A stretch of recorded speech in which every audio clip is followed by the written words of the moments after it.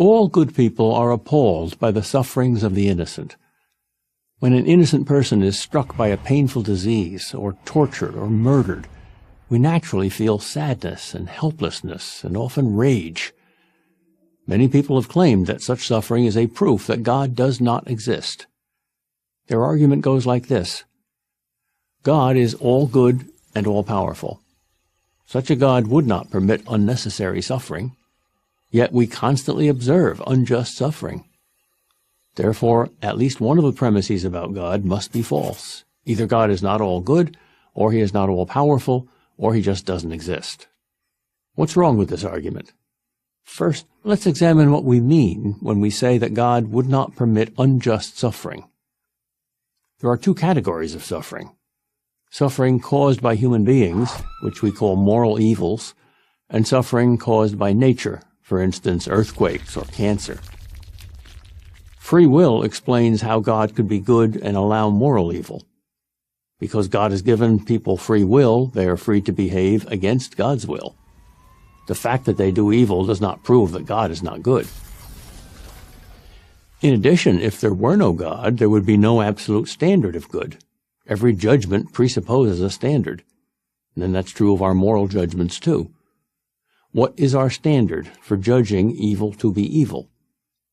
The most we could say about evil, if there were no God, was that we, in our subjective tastes, didn't like it when people did certain things to other people.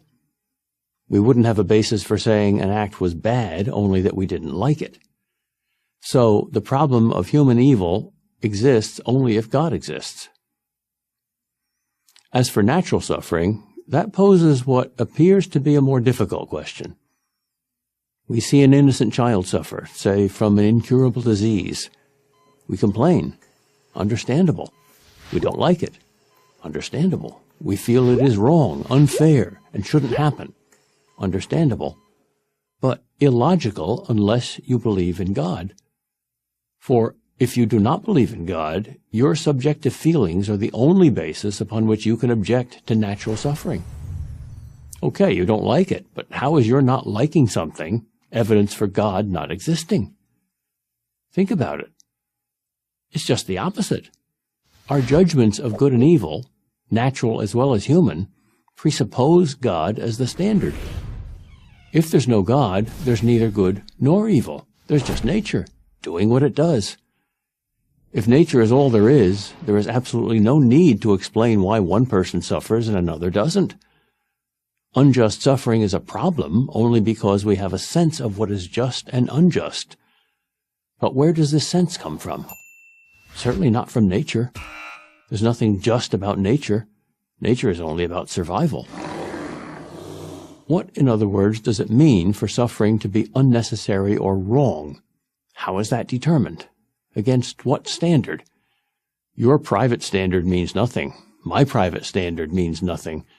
We can talk meaningfully about suffering being unnecessary or wrong only if we have an underlying belief that a standard of right and wrong objectively exists. And if that standard really exists, that means there is a God. Moreover, the believer in God has an incomparably easier time than the atheist psychologically, as well as logically, in dealing with the problem of natural suffering. If you accept that a good God exists, it is possible to also believe that this God somehow sets things right, if not in this world, then in the next. For the atheist, on the other hand, no suffering is ever set right. There is no ultimate justice. The bad win and the good suffer. Earthquakes and cancers kill. End of story. Literally. If nature is all there is, how can a sensitive person remain sane in a world in which tsunamis wipe out whole towns, evil men torture and murder innocent victims, and disease attacks people indiscriminately? The answer is, it's not possible. Is that how you want to live? I'm Peter Kraft, professor of philosophy at Boston College for Prager University. Join Prager University.